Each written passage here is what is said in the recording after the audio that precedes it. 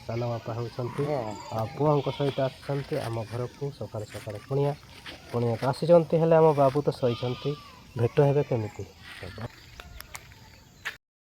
Hello guys, ନମସ୍କାର। ତ ଆଜି ଆପଣମାନଙ୍କୁ ଆମେ ଦେଖାଉଛୁ କେମିତି ବର୍ଷା ଦେଇଥିଲା।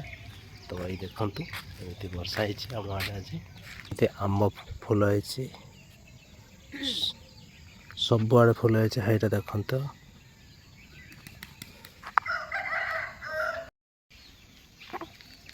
ଦେଖିପାରୁଥିବେ ରାତିର ବର୍ଷା କେମିତି ତଳକୁ ଖସାଇ ଦେଇଛି ଆମ୍ବ ଫୁଲ। ଚାଲ ଏବେ ଯିବା ଆମ ଦାଦା ପାଖକୁ ଯିବା ନା। ଆମେ ଯାଉଛୁ ଆମର ବାବୁର ଦାଦା ପାଖକୁ।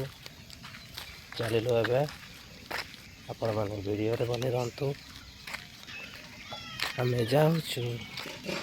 ଏଇଠି କିଏ ଅଛି? ଏଟା ଚୁପକିନା ବସିଛି।